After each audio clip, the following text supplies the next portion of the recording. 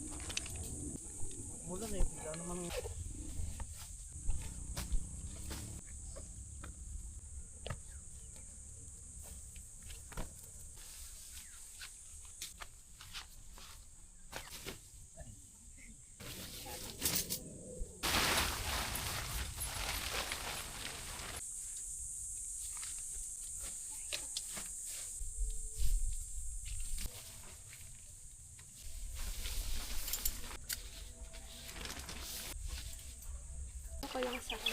Tiga makikita ko. Opo.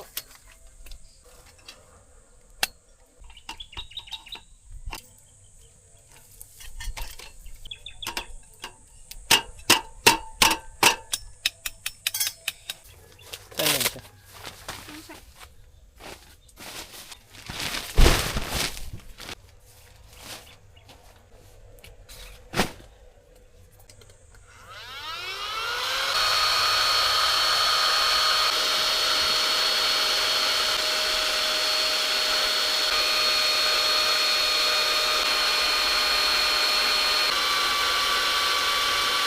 Okay, update lang. So, nakapag-setup na kami ng tent. So, gamit namin yung Mount Peak, malaki. And nalobat lang yung air pump ng airbed. So, charge lang muna doon sa power station. Pero, meron tayong itetest ngayon. So, ito ay flash fish na solar panel. Pwede niyang i-charge yung power station, and then pwede rin rekta sa type C. Ayan, pwedeng rekta sa mga devices. So, sakto-sakto mainit dito sa Conner Woods ngayon, maaraw. Then yun, itatry natin. Tapos, meron din kaming bagong fan. Ito yung Aura Share na nag-oscillate siya. May LED, then yan, so yung speed niya is 1 to 100 pa rin. Yan, so na-adjust. And then maganda sa kanya is meron siyang 20,000 milliampere na battery capacity. So kaya daw siya up to 60 hours on its lowest speed. And then maganda dito, pwede rin siyang isabit. So yan. Ang cool, di ba? Ganda. So, try natin tong itong solar panel. So, pwesto natin doon sa mainitan. Or dito na lang banda. Ayan, so ganito yung setup niya. So, may kable papunta sa power station. Hindi pa siya nag-charge kasi nasa 100% pa yung power station natin.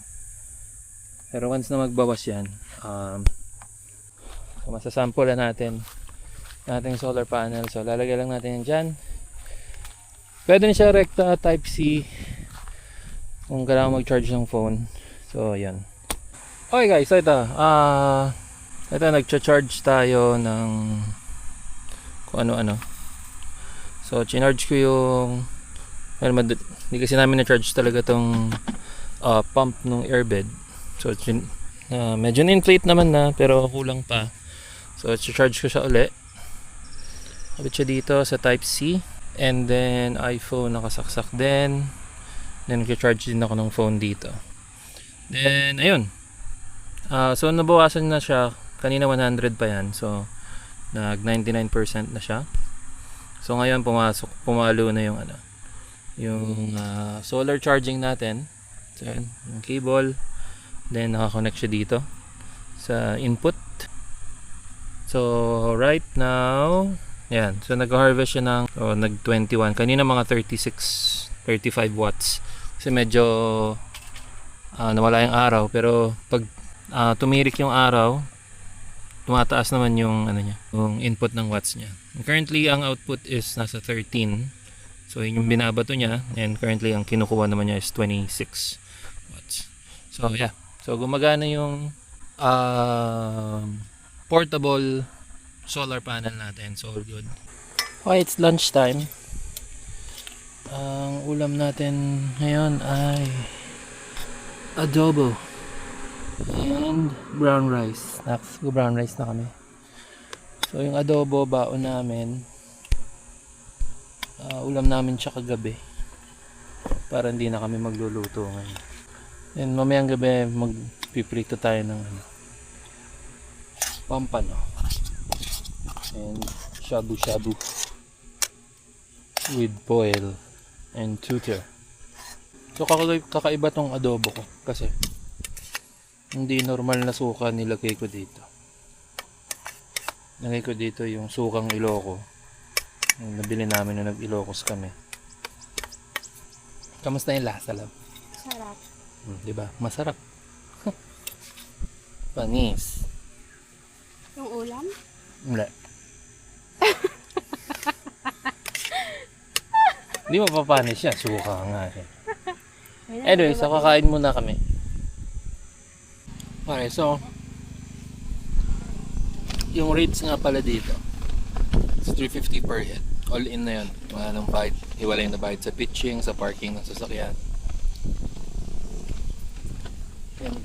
I think kada spot may saksakan yata.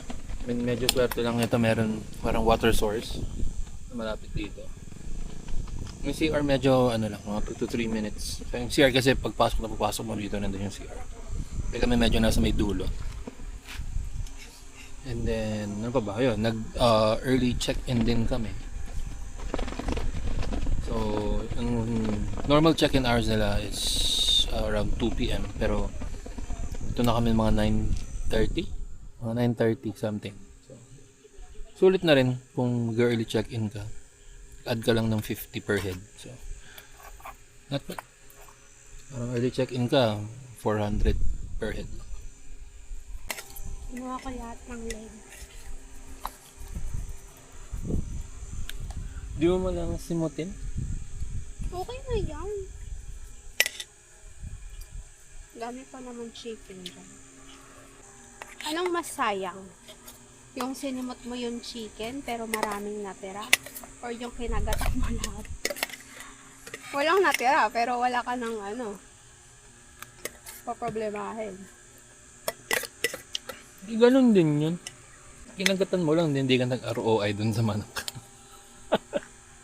Mas nakakahinayang kasi kunwari, isa lang yung buto mo. Kunwari 10 yung chicken mo.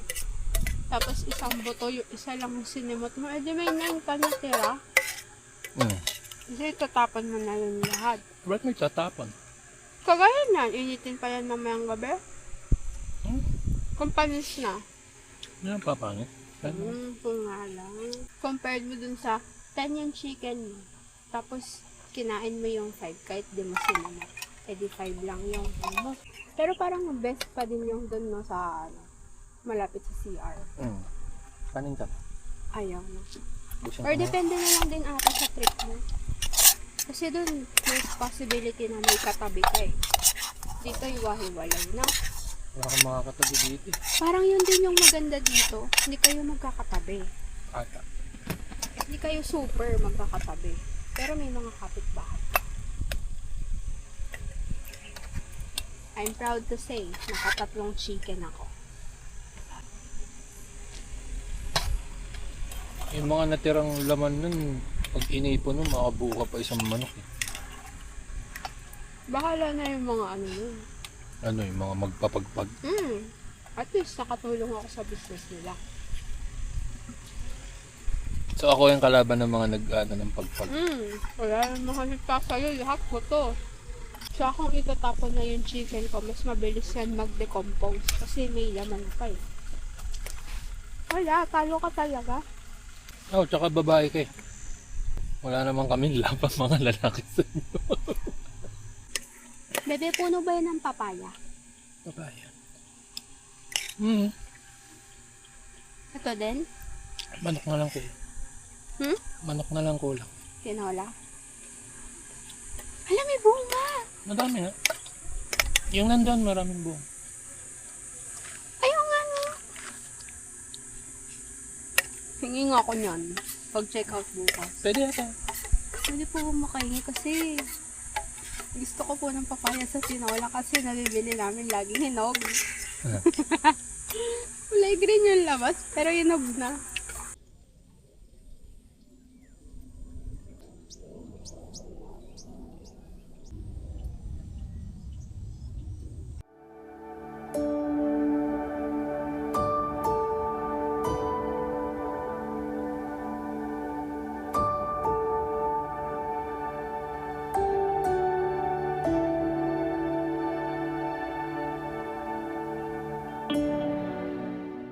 Alright, magandang hapon. So it's, ano oras na? 5:14 na? Wow. So time check, it's 5:14 or 5:15 ng hapon. Dito pa rin tayo sa Connor Woods, dito sa Norsagaray. Nakakabalik lang namin, lumabas kami kasi bumili kami ng ice and ng konting refreshments. So, yun, kakabalik lang. And eto, medyo mainit pa rin, walang hangin. Pero, ano na, siguro pa sunset na, wala nang, medyo maulap. And tingnan nyo. Yan, medyo maulap. So, sabi nung si kuya kanina dito, paiba-iba daw yung napaka-unpredictable daw ng weather. So, minsan sobrang init, tapos biglang lalamig, biglang uulan, gano'n. So, right now, mga campers dito, syempre kami dito. Tapos, merong moto camper doon. And then, meron din dito, dalawa dito. Magpapalipad tayo ng drone. Then, meron tatlo doon. So, 1, 2, 3, 4, 7 campers all in all ngayon nandito. So yun, ano naman dito? Like very... Look at the baka. So it's very safe naman dito. Yun, umabas kami dalawa, iniwan namin yung tent, mga gamit dito. Pero dinala lang namin yung mga electronics at mga valuables. Okay naman. And parang feeling ko wala naman din ibang nakakapasok dito kasi yung mga bakod siya. And ang ano lang, yung CR nandun sa unahan. Pero mga 1 to 2 minute walk. So ng isang, para sa isang toilet, tapos isang liguan. Yun. So maya magluluto na rin tayo. Ang ulam natin is pinrito na pampano. So nakabili tayo ng pampano sa O-Save. 75 pesos lang, pero hindi siya ganun kalaki. Pero sapat na sa amin dalawa kasi mahina naman kaming kumain. And then Korean noodles, lagyan na lang natin ng mga mga balls. Ang ko lang dito sa Connor Wood, okay siya, tahimik. Kung gusto mo ng tahimik na lugar, ito ka pumunta. Hindi tulad sa ibang mga campsites na yun, maingay. May ibang campers na maingay. Dito, tsaka dito kumbaga isang spot, isang lang, camper lang. So may kumbaga may privacy. Tsaka medyo hindi ganun dikit-dikit. Maliban na lang kung nandun kayo sa may yung dun banda sa may entrance. Yan, medyo tabi-tabi kayo doon. Pero pagdating dito, medyo hiwa-hiwalay. So meron yung sa may Kawayan, tapos dito. Parang dito kasi, parang may pangalan yung mga like itong spot namin, pangalan niya is Langka. Kasi may puno ng langka dito. Doon siguro bamboo kasi may puno ng kawayan doon, madami. Pero yan, isang camper lang yan nandito. And dito, mga puno ng saging. Ewan ko kung sinong pwedeng pumuesto dyan. Alam niyo na yan. Medyo marami-raming saging yan. Mag-enjoy kayo. So yan. Yan lang muna. Siguro maya pag nagluluto na kami, mag-video na lang ulit ako. Okay, magandang gabi sa inyong lahat. So, magluluto na tayo ng dinner. Yung pampano. So, piprituin lang natin yan. Tapos, ramen na lang, Korean ramen.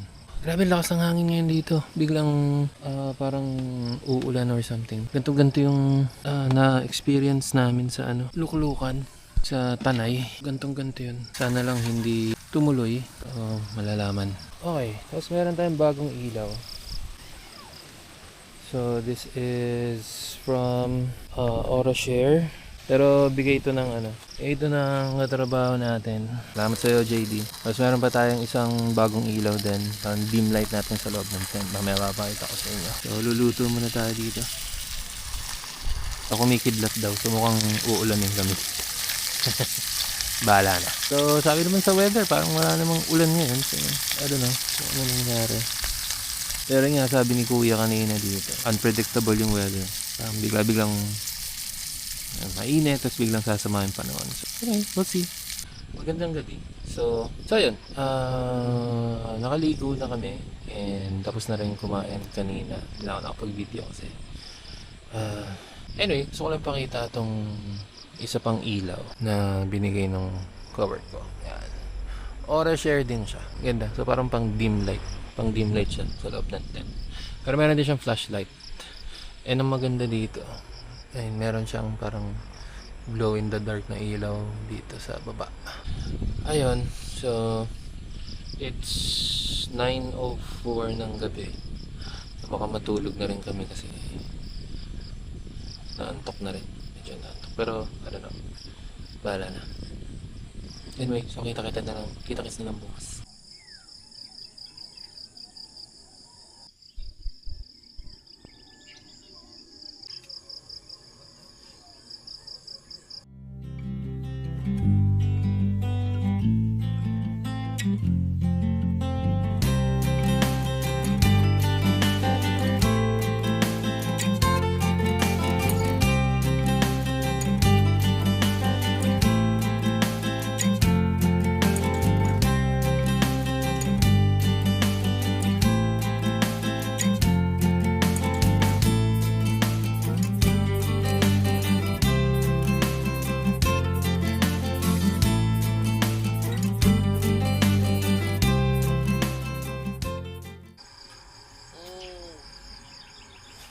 Mahamog pala dito pag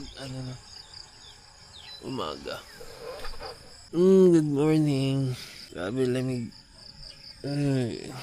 Tsaka kung anong init kahapon. Siya namang kinaw ngayon. So, yan, mahamog-hamog dun.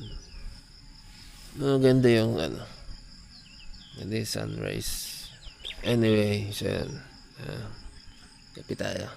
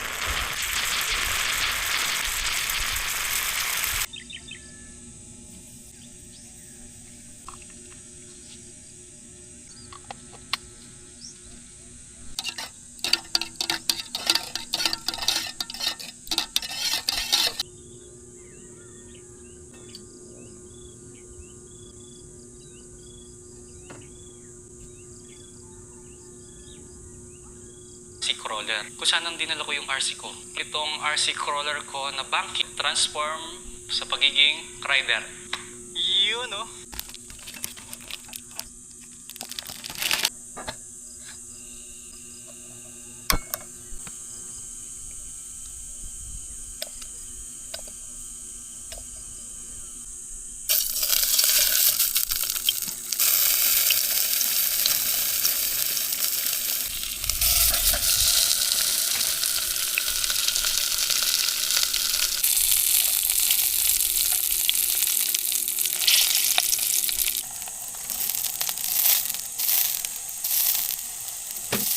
Good morning ulit. Nakapagluto na ako ng quick breakfast namin. Titing malaki. Hungarian sausage tapos yung mga natirang yung shabu-shabu na balls. Kape. So time check, it's 7:05 ng umaga. Kain lang kami mabilis tapos magligpit na rin. Tulad kahapon, pagdating namin sobrang init. Hindi namin kakayanin yung init. So, ligpit na tapos uwi na kami.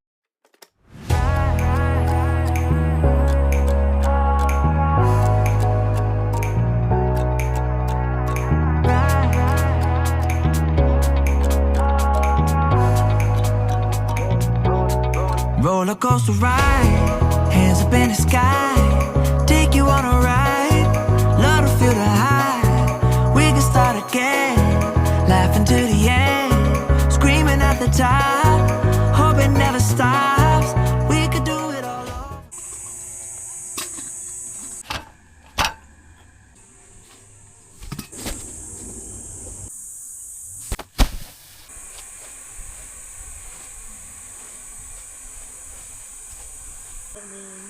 Ay, good morning sir. Ay, okay yan ah.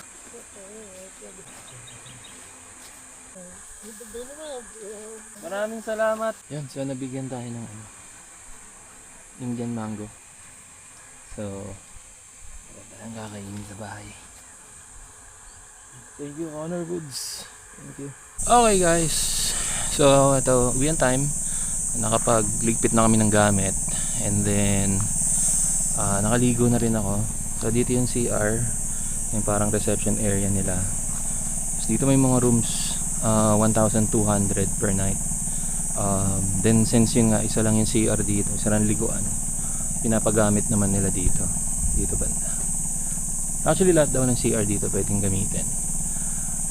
So ito, naliligo lang si Commander. Tapos larga na kami pa uwi. Siguro sa daan na lang kami magla-lunch for sure. And try ko mag-edit since maaga pa naman. So see kung may edit ko pa to ma-upload. Kasi di pinalampas ko na naman to. Baka in 2 weeks time ko pa siya ma-edit and upload kasi sa May 30 this coming Saturday naman nasa anniversary kami ng Cool Pals. So kung may mga kabobo dyan, kita-kits tayo doon. Yun. So overall itong Connor Woods, maganda yung campsite. Tahimik, may privacy lahat ng campers, and sobrang maalaga ng staff. Yan, nagbigay pa ng mangga. Tapos every now and then nagchat sila like, kamusta kayo dyan? Okay ba? Kami kailangan kayo? Chat lang kayo. So, that's very good. Maganda yung service nila dito. Yan yung, yung privacy. So, yun. So, hanggang dito na lang to. Larga na kami in a bit.